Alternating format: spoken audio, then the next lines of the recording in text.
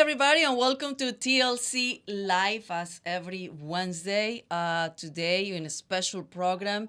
Happy Independence Day, 4th of July yesterday. Happy post 4th of July. Tell us what you did as a Colombian in America to celebrate the 4th of July.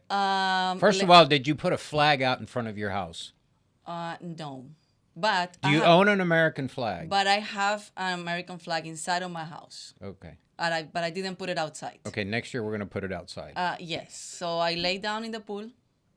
I have a hamburgers, very American, and Well, mostly hot dogs and apple pie, but we'll let you have a hamburger. but I have a margarita. Dang, Mexicans always have to sneak in. But I decided to put a program together for 4th of July, Independence Day, because every year we celebrate 4th of July, and I will always hear, I was listening in the news, is one of the holidays that most people travel, is one of the holidays that most hamburgers and hot dogs and fireworks, people get together, carne asada, they grill, A lot of beer. a lot of beer. But Not in Bev. no, but I said we need to know the history, including me.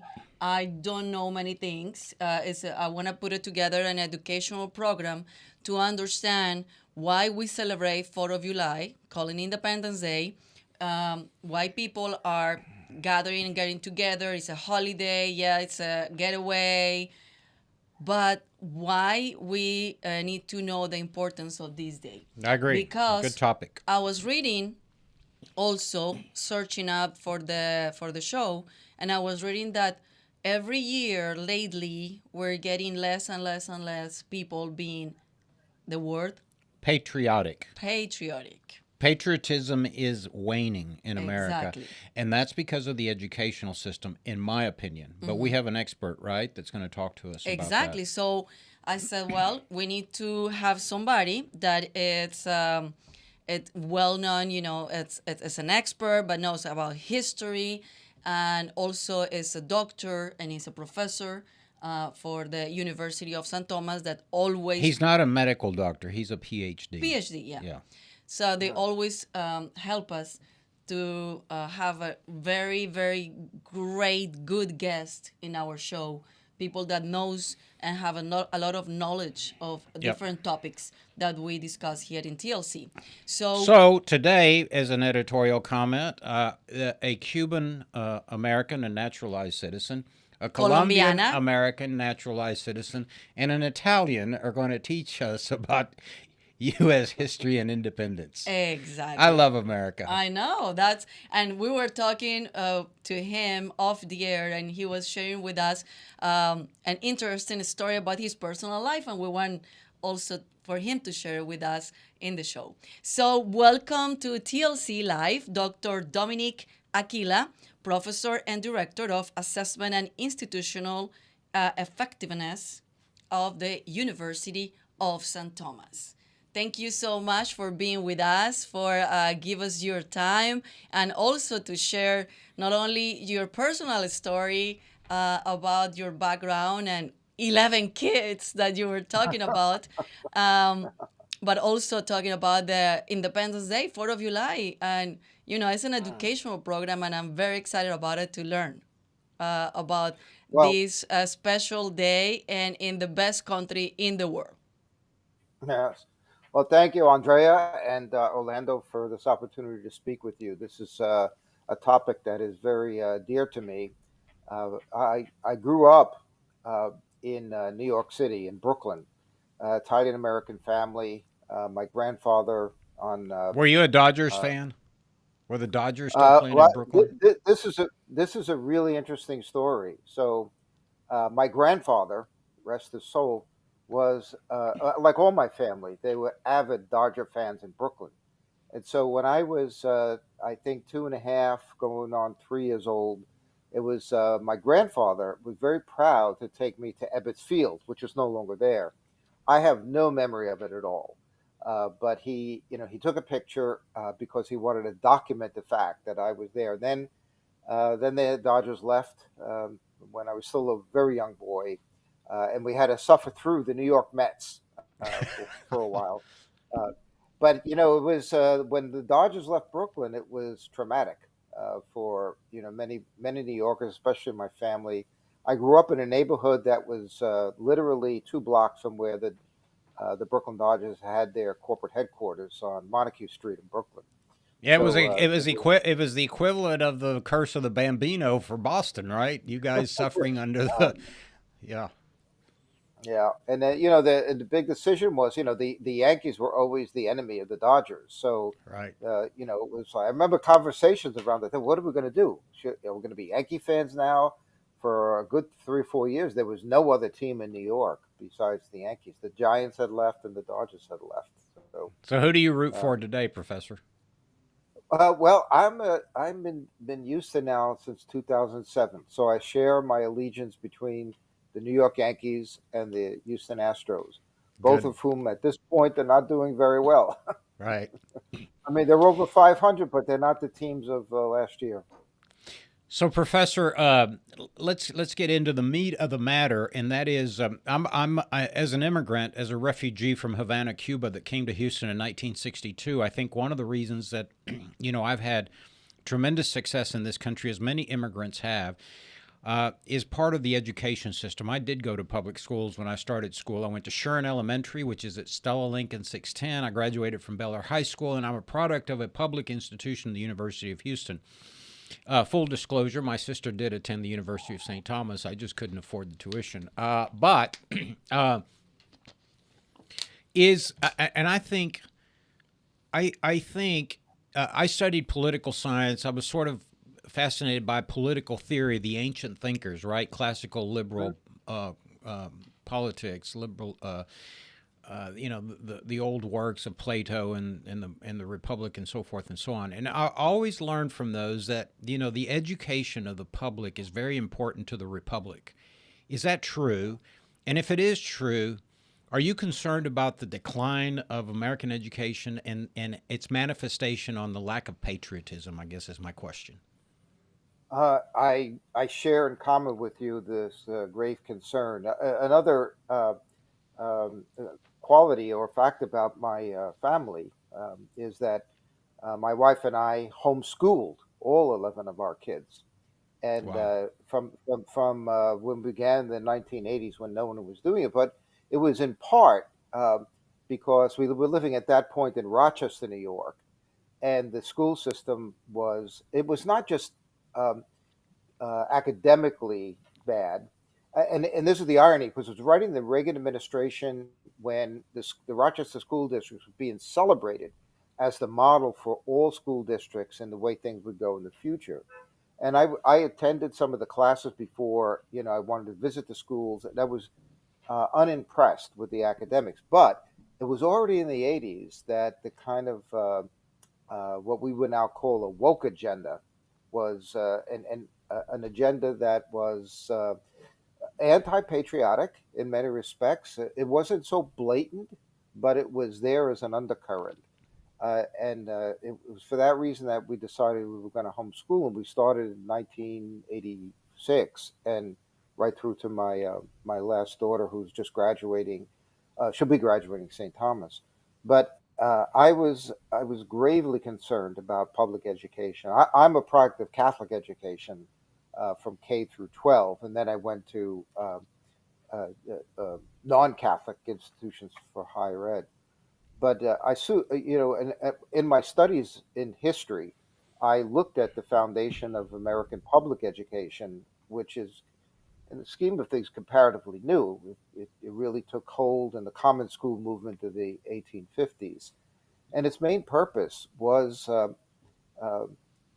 not so much to educate, but proselytize, and the whatever the students were being proselytized toward always changed. Whether it was to create at that point there was terrific prejudice against Catholics. So the public schools were a way to mitigate the Catholic influence, and that's why Catholic schools started their own Well, parallel system. which, by the way, that permeated also as well in Europe, where there was tremendous distrust of the Pope and Catholicism, particularly in the United Kingdom. Yeah. But to your point, Orlando, that you make an extraordinary point. I mean, at the very beginning of political thinking in Western civilization, if you go to Plato, there's the link between education and a political system is always there. And Plato, Aristotle, and the Romans and Cicero, right up to the present. And in some cases, at its ideal, at its best, yes, there ought to be education for citizens uh, to understand and love the country that they're brought up in. And it's not supposed to be a kind of naive uh, adaptation or education about your country, but the first impulse is gratitude, right? That this is the your parents, your families, the civil society, the nation which has given you these benefits. And so, in the first impulse for a student should be one of gratitude. Again, it's not naive, but it's a gratitude that understands both the good, which is in the case of the United States, the good is overwhelming, but nobody's perfect. No country's perfect, and there are issues, there are things that come up that do need addressing. But that's the point. It's just like in your family, right? A family, you have to be grateful to your upbringing, but not every family's perfect, right? So does that mean you leave your family? Does that mean you go outside and criticize your family? I know some people do that, but that's not the Yeah, right way yeah, way to think, right? yeah. Today, most husbands or wives go on social media and criticize their spouse. Yeah. Uh, that Professor, we're getting away from July 4th, which we're going to get back to here in a second. But you bring up an interesting point in your response to my question. To be grateful, I am, and as you mentioned, we are not perfect. I grew up in the '60s, and in history classes, for example, I think in the fourth, fifth grade at Hobby Elementary School, which was named after former Lieutenant Governor, I think, or Governor William P. Hobby. Uh, we talked about the Texas Revolution and about Bowie and about Travis and about Sam Houston and about all these, filibusters that came in from Kentucky and Tennessee and, basically all the Caucasian participants. Never in my entire public education career did I even remotely understand that Mexicans played a huge role in the independence of Texas. And in fact, Mhm. Mexicans were the first to declare Texas independent before 1836. I didn't know that. I didn't know Yeah. about the participation of the Tejanos and working with the Texians to fight Santa Anna and all the battles and all the struggles. And so when I was growing up, I grew up in a very critical time in American history, which was the civil rights struggle, where African Americans were struggling for basic constitutional principles. The right to vote, the right under the 14th Amendment for due process, to be treated as another taxpaying human being. They were denied those rights. I didn't learn about that in history books. Uh, and so when you say appreciation or gratitude, how do we reconcile that? And is this the struggle today with the wokeness? The right calls it wokeness, but you know, that Mexicans and or Mexican Americans, Tejanos, that African Americans want inclusion in textbooks about their history. I don't see that as unfair. Do you, Professor? Oh, not at all. And I think because when here's a good example. I went to, as I said, Catholic schools in Brooklyn, and the textbooks that we read in the fourth, fifth, sixth, seventh grade always included the founding of America or the prehistory to the founding of, say, July 4th. The enormous amount of diversity in North America, Central America, and South America. the Spanish, the Native Americans, and uh, and even African Americans. They were all in the story. All right, so I don't want to get into too much of that detail, but so then I go to graduate school at University of Rochester, and my first seminar as a graduate student going for a doctorate, uh, the class starts off with a focus on Puritan New England, and that as if that were the only important element of the founding. And I was immediately, that's one of the, I even told the professor, I said, well, what about the history of the French, the Spanish, the way the French and the Spanish interacted with Native Americans? That was absent. It was completely absent. It was all about the Puritan New England importance to the founding of America. And and we could trace that line, and it's there.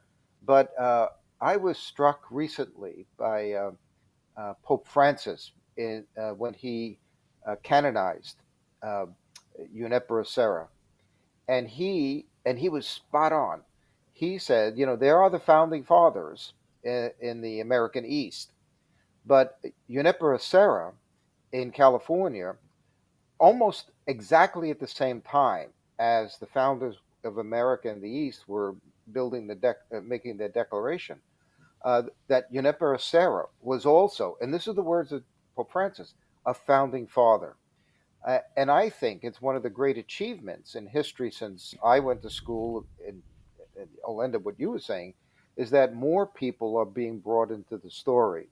Now, how you bring people into the story, I think, is very important, right? It's like you can be brought into the story and all of a sudden be very resentful that you weren't part of the story before, or you can say, well, yes, now we are part of the story. I don't want to get too technical, but when I teach history classes, I always tell my students, look, uh, we don't want to be victims of what's called presentism. That is, we take our standards of what should be going on and read them back on the past. There was kind of a blind spot of people who were writing history for many years, not including everybody that participated in America. But now that's being resolved. Um, but how you bring people into the story is crucially important. And I think Martin Luther King was the model for the right way to bring people into the story because he was never about pitting one group against another, but rather this kind of integrationist idea. How do you He, build a he made us do a society? self-assessment. Yeah, and it was. I mean, the man was brilliant. He was as an orator. He had that kind of Churchillian way of bringing people. Make them listen. And listen for hours. We can't do that anymore. People's attention spans are like 10 minutes, if that.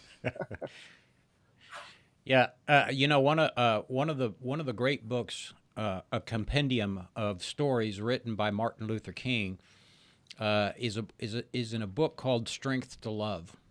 I don't know if Mm. you've ever read it, and I I have keep not read it. well, it's very short, but it's a collection of sort of his some of his sermons, and Uh-huh, but basically it's the Christian message of love your brother and sister and forgiveness. Everything in the New Testament that uh-huh, Christianity teaches. But it's a great book. I give it to those that are, I think, politically filled with hate. you know, uh-huh. and I always give them this book. It's called Strength to Love, and I recommend it to anybody that's watching, or for those of you that Yeah. haven't heard it. But it's a good book. So yes, he was a brilliant orator and a brilliant writer and a brilliant thinker. As you know, he received his PhD in divinity from Boston University.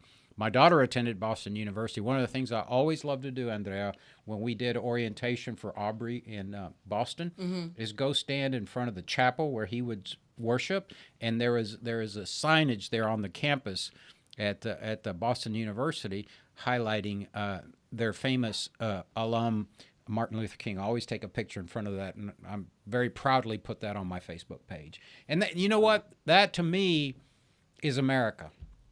Uh-huh. That people like Martin Luther King and others. I mean, we had. I remember when here in the Archdiocese of Houston Galveston, uh, Bishop Fiorenza, rest his soul, was integrally integrated into the civil rights movement. I think he Uh-huh. walked across the Edmund Pettus Yeah. Bridge, and Hmm. we those are great stories. Those are great stories that I think my side of the aisle, from a political perspective, Republicans that are labeled right wing, haters of immigration and haters of no, we don't hate any, but we need to study that history, and that's why I started off saying it's important to include everybody in the history of America. Yeah, going back to Orlando, your point about education. This is something that's very well. It's not well known about Martin Luther King. He also had ideas about how collegiate education ought to work. He constructed a curriculum, and with it a list of books that college students should read. And here at the University of St. Thomas, over the past 2 or 3 years, we have been revising our general ed curriculum. That is, what every student, irrespective of their major, has to take. And part of our guide for that was Martin Luther King's recommendations about what a curriculum should look like and what books should be on it. And if you look at the books, they cover the waterfront. I mean, they go all the way back to Plato. The variety. He himself was a very well educated man. He read widely in history, theology from across European nations. So it's uh, the fact that someone like Martin Luther King, who achieved what he did, was also profoundly interested in education, and an education that included all voices, or as many as were obvious to him at the time he did that. But we adopted that at St. Thomas as part of our guide. That's good. So, Professor, let's talk about 4th of July, the 1776. Wow. Wow, I learned with Orlando. Let's take people back on that time. What happened? How it was the Declaration of Independence? Why we celebrate every year 4th of July? And what happened decades later, centuries later, and what is now the lack of Patriotism. patriotism. Huh. Yeah. Well, so I'll do a kind of run up to July 4th, 1776, because that run up is really interesting. Uh, so in 1765, that's just about, I'm sorry, 1763, about 13 years before the founding of America, uh, the, Amer- uh, the British and the Americans fought side by side in what was called the French and Indian War. And the conclusion of that war, the British and Americans victorious. The Americans in 1763 were very, very proud to be British subjects because they helped the motherland win this war. Okay, so whatever you might think about the French and Indian War, the fact is from 1763, 13 years later, there's this. Um, the Americans are now so suspicious and have been so undermined in their rights by the British that in a mere 13 years they go from proud subjects of the crown to revolting. And it's very gradual. And even up to 17, I would say easily 1773, 74, the idea among the colonists in the 13 colonies that they would separate from England was a remote, exotic idea. But then, very quickly again, the pace quickens, and it was pretty clear that the British were not going to allow Americans. What the Americans themselves said that you're denying us our ancient rights as Englishmen. And that denial of rights was finally taken to the extreme that there had to be a declaration of independence. The declaration itself is an extraordinary document that, we celebrate that was announced to the colonists at that point, because they weren't Americans yet, as it was really a manifesto uh, that Jefferson, Thomas Jefferson, did most of the writing of it. He had as his editors, his first editors, John Adams from New England, Benjamin Franklin from Philadelphia. But Jefferson did most of the work, and most of what he wrote was approved by the Congress. But what it was the Americans again, this You're talking idea about that the Continental Congress. yeah, the Second Continental Congress, Yeah. right? Okay.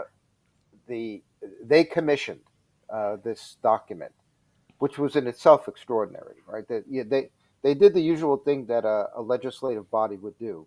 They said, okay, we need a committee to deal with foreign affairs, we need a committee to deal with internal affairs, and then we ought to have this committee that writes a document that justifies our quest for independence to the rest of the world. So, Jefferson begins this document with this grandiose language when in the course of human events, right? As he places the United States independence in the context of world history. What started out in America as basically a kind of civil war between the colonies and mother country.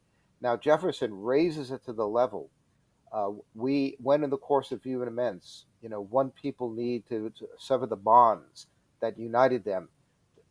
We must make a justification. We have to give reasons for this. That's extraordinary. No one had ever done that in the past. Why are we separating?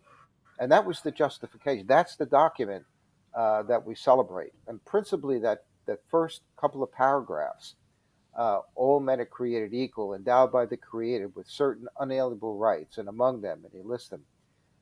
Those became the foundation for The uh, the, Constitution. the the Constitution, that idea, but the abolition movement that eventually was the meant the abolition of slavery in the United States. Correct. It became the ground the document even for women's rights later on. Colonial revolutions in South America, Africa, cited even the French in their dismissal of their king and uh, tried to imitate what the United States had done by their own declaration. So this extraordinary document and everything that followed from it is what we celebrate on July 4th. Uh, now, the founding generation, this goes directly to the idea of patriotism. They worried that, okay, so the founding generation did all this work, they shed their blood, and they worried once they got independence from Britain officially in 1781, uh, they worried that the next generation would forget what they went through in the founding. So they said, how are we to ensure that the next generation and the generations succeeding them will remember what we went through to get independence? And naturally, they turned to education, but not public education. They left the education of the succeeding generations to families, and they principally invested the responsibility for the education of the young to women. And that part of the story has only been come to light. It was always there if you read the primary documents, but it became part of the education um, in the 1960s and 70s. But at that point, and I think that's such a critical moment, right? It's like, all right, we did all this, we shed blood, we made this major break with the global power that dominated the world at that point. How do we make sure that people never forget this? And you can see generations all the way now. Well, people are forgetting, right? And so that's why this moment of celebration on July 4th should be a moment for what people used to call civics education. We might not feel the the anxiety or the worries that the founders had that people will forget what the founding was all about, but we certainly can respect it, and we respect it because of the freedoms and the rights that we have because of that moment. Fascinating. Wow. Um, so, what is going on right now in the country? Um, what you think the media, you think other aspects of what we're living these days are making this generation not only forget but also not even And, love the country. and I'm going to say because Professor, last week we had a conversation actually with a candidate that's running for public office who is sort of the new wave, the new age investigative reporter. He sort of does everything digitally. He's not a reporter with one of the major stations. But we were talking about the lack of education by the media. And I can tell you that, if you watched the news yesterday, there was plenty of coverage of people barbecuing and hot dogs Yeah. and at the lake and parades and but no one ever gives us a story about the founding. A 2 minute segment about the history of the founding of America. I mean, we're Uh-huh. failing at all angles, whether it's the news broadcasters, whether it's institutions of higher learning, particularly public. And public education, and families are forgetting. I mean, it's literally, and so everybody that's, we've got this immigration wave. First of all, let me just say, I am supportive of immigration in this country. I'm Mm-hmm. supportive of this country's generosity that grants asylum to refugees that are fleeing violence and persecution. I was one of those. Uh, Uh-huh. but but here's the concern that becomes so political. We have 2.5 million people coming into this country that escape, detection or come across and they're given, show up in 5 years for your immigration hearing. The problem is that we are clogging the systems, and so we're creating these parochial kind of uh, enclaves of, we have the the Muslims and the Sudanese up in Minnesota. We have the Hispanics, whether they Cuban, Puerto Rican, Colombian, and Haitian down in South Florida. We have the Mexican Americans in Texas, and everybody's fighting for their, you know, and no one. We should be teaching these people about, okay, you're here, so Yeah. here's what it takes to be a patriot, and here's why you need to Yeah. be a patriot, because you ought to be grateful, as you first started off, Professor, uh, for what you have and where you are, and that's a serious concern. I mean, media, education, everybody's failing us. Mm-hmm. Uh-huh. Uh-huh. Yeah, and I think that it starts from Americans really focus their attention on what our presidents do. I mean, they are the representative of the way we think the country is going, whether you like it or not. And one of the functions of a president, for all most of American history until very recently, is that the president encourages educated debate, civil educated debate about major issues. The president doesn't push an agenda, a propaganda agenda, and because of now, our legacy media, corporate media, these terms, they're not interested in the kind of education that I think you and I we're all talking about here. But it's not education; it's proselytization towards an ideology. So it's not the education where the free engagement of ideas occurs, and that is deeply problematic about, and you can see the results of it now when you have the media, the culture industry, and higher education and K through 12 all emphasizing one or two negative aspects about U.S. history to the neglect of the whole picture. Then you have, I read a poll the other day, 50% of millennials have no love for this country. In fact, they hate it because all they can see is that it's just a history of racism or a history of exploitation. Yeah, and well, if you wanted to, you could go back in history. I mean, the great protagonist of this kind of history was a man named Howard Zinn, who always liked to talk about the dark underbelly of American history. Well, if that's all you read, that's the conclusion you're going to draw. That's not history. I mean, that's not giving the whole picture. What is good, what is bad, what the great achievements are, what the failures were. How did we learn from our failures as a society? And that I think is a deep flaw in basic education, but also it's amplified as a flaw through our legacy media. But social media is both, I think, a promise and also a potential for great harm. If you have social media, which can get messages out that the legacy media aren't doing, well, that's a good thing. Like what you're doing right here in this podcast, right?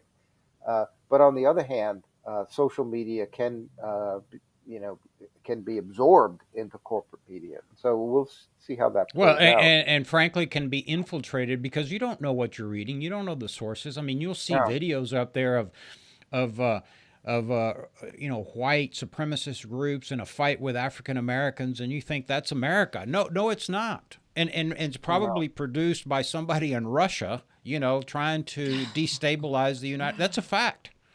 That's a Uh-huh. fact, and people buy it and they share it and they buy into that narrative. That's not America. Uh-huh. But what we don't have, Professor, is enough people standing up and saying, no, that's I was having a conversation the other day about, the how the media portrays our African American communities and neighbors as, I'm going to say this, as thugs. They're not. I Uh-huh. mean, our African American community is as middle class, as brilliant, as entrepreneurial, as ingenious as anyone else. And it's up to Uh-huh. us to stand up and say that, whether it's the Asians or whether it's the Muslims or whether it's Middle Eastern or us Latin Americans, we all come here to make a contribution. And that is the beginning of our conversation before you went on the air with us, which is, this is the greatest country in the world, is it not? Yeah. And the problem we face today with immigration, well, this isn't the first time. I mean, Correct. we were talking earlier about, the waves of immigrants, in the 19th century, the Germans, then the Irish, then Eastern Europeans, the Italians. America always had to think about, uh, how do we bring people in with very different ethnic, cultural, religious backgrounds and live side by side in a peaceful way. So I always the best thinkers on this really were people in the early 1900s especially during the immigration of Italians, and they come up with this idea of transnational America. And the idea was is that no, when people arrive, newcomers to American society, we don't want them to have to go through this kind of hard edged assimilation. You come here, you learn the language, you act like British Americans, or you're not, you're out. No, there was this idea that okay, so America is an ideal, right? It stands for the kind of freedoms we talked about in the Declaration of Independence, the question of rights, and what they used to call a community, a beloved community. That term comes right out of Martin Luther King. Loved that term, and so the idea was okay. People bring their cultural, ethnic, religious heritage with them into the United States, and the ideal, and education is supposed to foster this. It's okay. How does your cultural background and your language and everything? How does that? How do we make that? Bring that into conversation with these American ideals. That we're not here to form, uh, you know, uh, uh, communities that are enclosed on themselves, so that only Arabs live, like in Detroit, or only Italians in this place, only Irish, or only Mexicans here. No, the idea is not to form ghettos. That's what they used to call them. But rather, you come here and how do you move into American civil society without having to say, I'm leaving behind my ancestry, right? But bring it with you, but bring it into conversation. Now, this is not easy, but this is supposed to be the job of our educational system.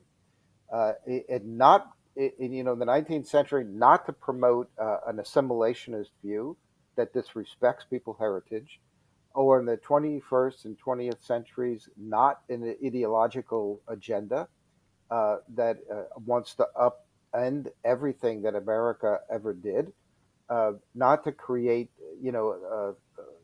racial hatred or the new thing with transgenderism. It's those are ideologies. It's education not to propagandize that, but it's supposed to be the forum to talk about. As a Cuban American, how does your Cuban heritage intersect with American ideals? Baseball. A lot of that, I have to say, yeah, baseball. There you go. That's it.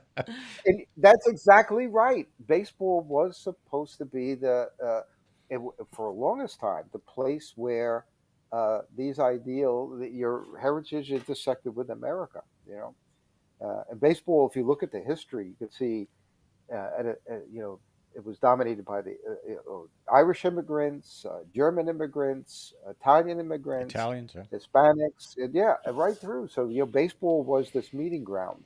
Yeah, I mean, and we were talking about the Brooklyn Dodgers. Who can forget Pee Wee Reese and Jackie Robinson? Exactly. Playing for the. Yeah. It was baseball was a great integrator of the African Americans. I mean, it was a slow start and a difficult start and an unfair and unjust start, but it was a start. And Hmm. even to this day, you have baseball teams. Getting this talent from the Caribbean, whether it's from Cuba or Puerto Rico or Venezuela. I mean, you Venezuela. look at the Houston Astros, Hmm. chock full of Caribbean players that are just brilliant players. Yeah. And it's a great analogy, Professor, because you go to the ballpark and you got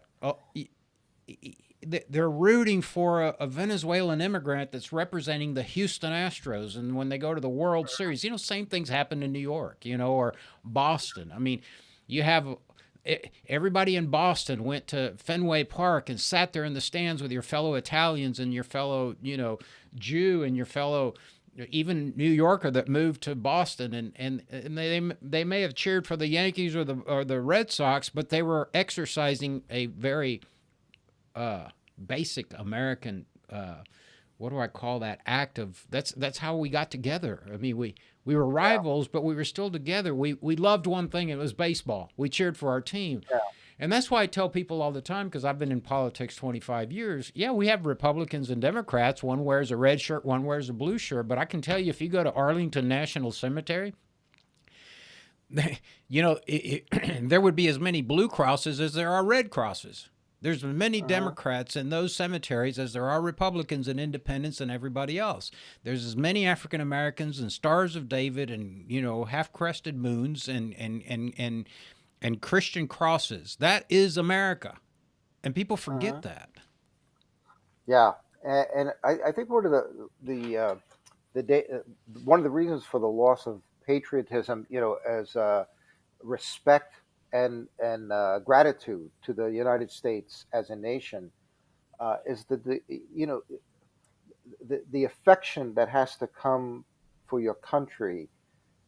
People have to see that and realize that and practice that day in and day out, right? So you have to. It's the people that you meet in your communities, right? That where you have opportunities to engage them as neighbors, right? And Orlando, you mentioned the ancients and political theory. One of the great political philosophers was Aristotle, and he I'm going to understood. argue with Cicero, Professor. But I'll always Yeah, say one of I'll go with that. those Romans were something else. One of my favorite quotes was Cicero goes in, and there was an attorney or a lawyer or a senator or a politician yelling, and Cicero says, "Sir, like the man who rides an ass because he cannot walk, thus you shout because you cannot speak." Mhm. That's Cicero. Yeah, I love Cicero. In fact, one more point about uh, and this didn't happen right at 1776, but the period between the Declaration of Independence in 1776 and the creation and the ratification of our Constitution in the period from 1787 to 1789, the American founders looked to Rome as their model. Not their empire, the Roman Republic, which lasted for 400 years. You know, the founders were great classical scholars, and so you could see in the architecture of the nation's capital as it was being built and our statuary that Rome was America's first identity Well, yeah, the because Greco-Roman influence is huge in uh, Washington. Just look at the you, meandering designs on the buildings. you cannot escape that because they were the models of of what a republic could be, right? Or what it is, you know, what in history, a republic that lasted 400 years. And America has always been jittery. The founders, you know, at the once the Constitution was ratified, you know, one person who came out of the New York Convention said, "Well, we have given you a republic if you can keep If it." you can keep it. Yeah, because So, republics. Professor, uh, Go ahead. you go right into my next question and segued into that perfectly because I was explaining to Andrea, uh, giving her a little history lesson before you joined us on the broadcast. What the hell has happened to New York? I tell people all the time, who, Professor, what colony, what state was the last holdout signing on to the convention, the Constitutional Convention, and adopting the Constitution? Tell us. Mhm. I think New York. um, New you York. got it. New York. New New York York was was, certainly. yeah. And it was the New Yorkers that were fearing a strong federal government and were actually responsible to some extent for the creation of the Bill of Rights, these constitutional Yes, rights that that's are amended. And so I say to people all the time, what the heck in a short 230 something years, what's happened to New York? well. Yeah, that's the city of my birth, and I can't. It's a completely different city than the one I grew up in.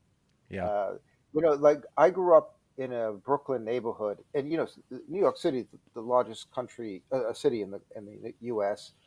Uh, and I in a neighborhood, you felt like you were growing up in what is the equivalent of a small town because the neighborhoods were so close and people looked out for each other. You know, there was that ideal of neighborly affection was operative. And neighborhood I grew up in, Irish, Puerto Rican, Hasidic Jews, Italians, uh, and immediately, and my father always used to say this. He said, you know, we have immigrants coming from Israel now and from Arab, and here they don't shoot at each other. They get Hmm. along side by side with as neighbors, Yeah. and to him that was something to celebrate. Even as how does that happen? You know, people who are sworn enemies in another part of the world, they come here and in a tight knit neighborhood, they side by side, and there's always tensions, but never the kind of violence and hatred that you would see outside of the United States.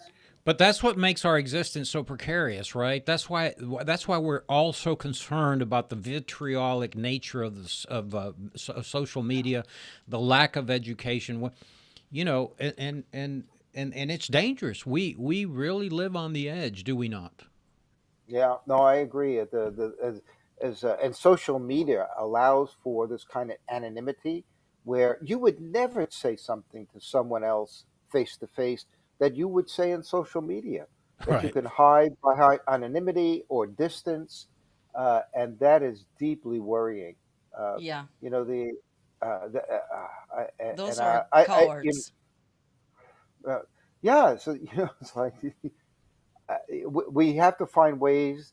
You know, social media is good, the internet's good to create certain kind of communities, But the object should be is that those communities that are created virtually should find their way into reality.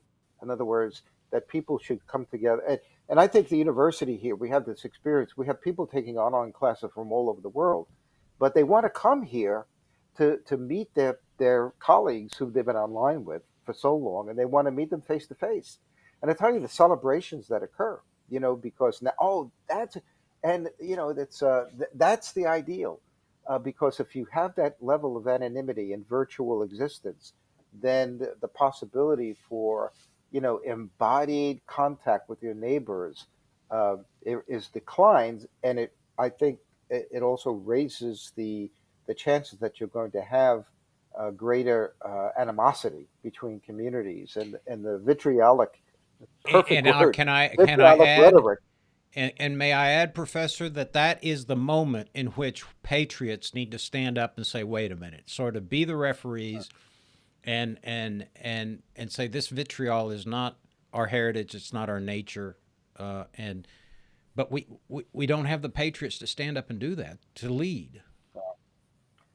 Yeah, I agree. The civil conversation, that is bounded by rules of civility, right?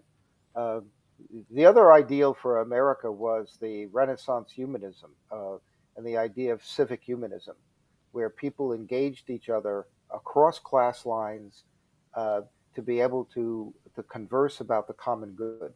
And that conversation doesn't happen enough. Yeah, I want to say this. I don't want to dominate the program as I Well, always you do. already I did, but know, it's but I fine. want to say, and some of my right wing conservative friends may take issue with this, but I find myself, Professor, watching more and more and more public television and appreciating what they do. Now, I will say that sometimes they do try to drive an agenda late at night, whether it's now PBS has all these digital stations, so they're always driving an agenda, right? Climate change. The minute they get these yahoos talking about the climate changing, click, I turn it off.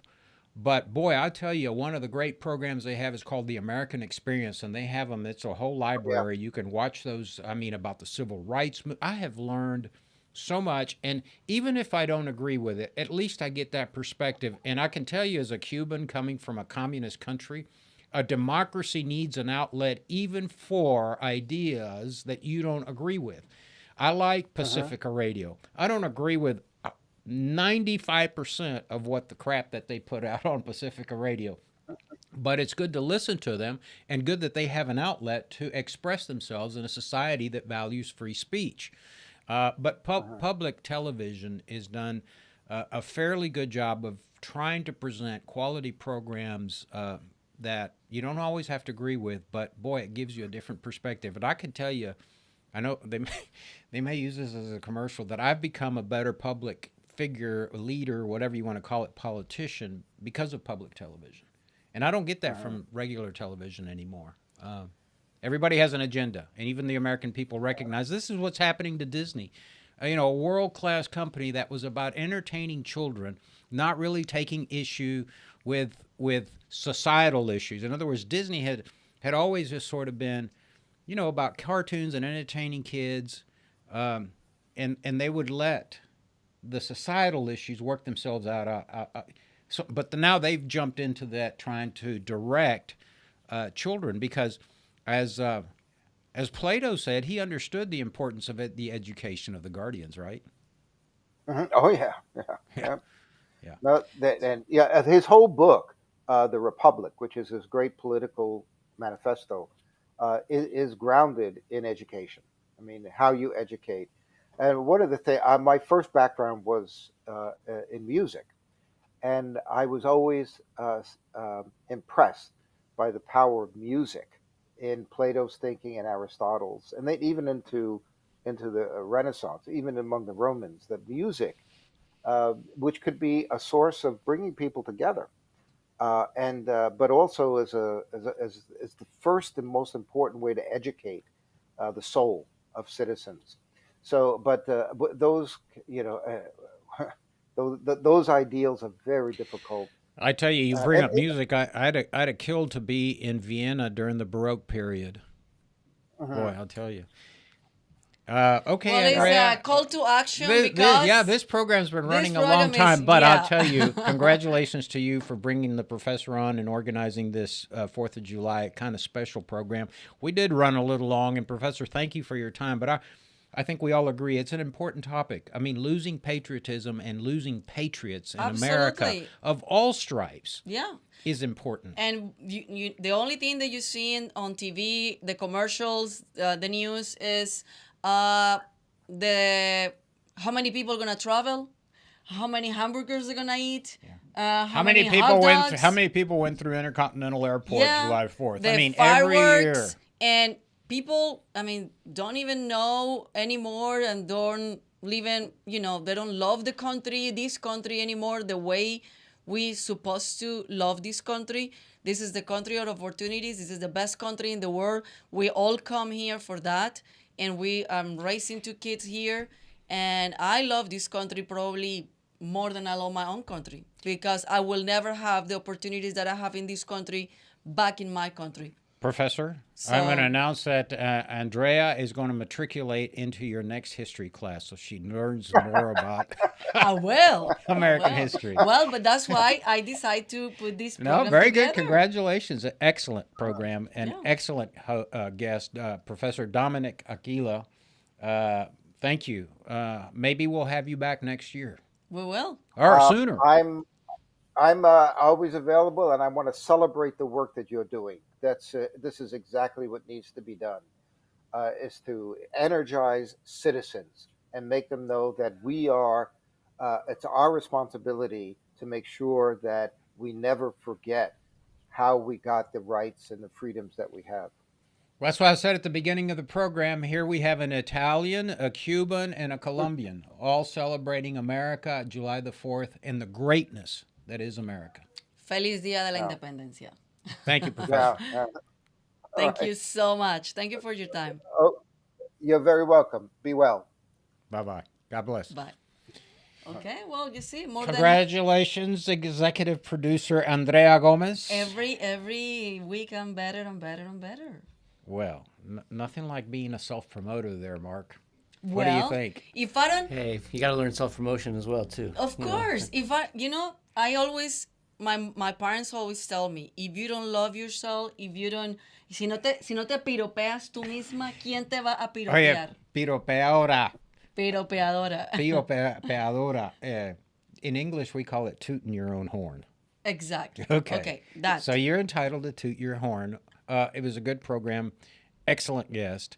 Thank you to Claudia Vichamps. Well, Former she's not no there? longer there. Oh, my God. Well, now it's Well, Claudia did Sandra provide... Solis. But Who is yeah, Sandra? What is Sandra she? Solis is the director of the communications department. Where does she come from? Univision? No, but she's been many years there. So thank you so much to Sandra Solis for that. Hey, don't Before it diss was- my alma mater. We need to get some Cougar professors on here as well.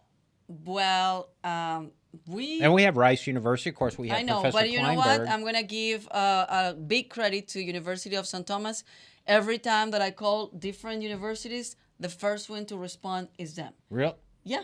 But you're on the record calling Rice, Houston Yeah, Christian. I've been calling and I've been sending emails, and the no first response? one to no, Oh, yeah, but the first one to respond. okay. Well, And I you know need. what? And I'm gonna give credit to the people that has been in charge of the communications department because they understand news. When you understand news, you understand the urgent of bringing a guest right Okay. away. Well, hopefully some Cougars will respond to our request. Some Owls, some Huskies. What else? Who else am I leaving out? University of Houston, Houston Christian University. We have St. Thomas, Rice, the Owls. Okay. Yeah. Thank you all for watching. Go to our website, TexasLatinoConservatives.com. We have our next Leadership Latino class coming up in when? August sometime? August. It's on the website. If you'll look up there on the far right, I think The it first says, weekend of August. It says Leadership Latino right there on the website. It's the second tab. Our Tough Tejano awards ceremonies up there, our political action committee, and we also have TLCP. TLCP stands for Texas Latino conservative pastors. One of the things that we're doing across Texas is going to talk to pastors across the state of Texas and talking to them about the importance of their congregations, their dioceses, their parishes, in registering and voting, getting civically engaged and participating. It's very important. So we're very busy. All of this is supported by the generosity of Texans who make donations to Texas Latino conservatives. So we ask you to consider making a small donation to keep our program on the air and keep Andrea happy and smiling. It can be $5, it can be $50, it can be $500 or $5,000. But please consider making a contribution. Thank you. God bless. I appreciate you watching, and you can have the last word. Nos vemos el próximo miércoles. Hasta luego. Chao, chao.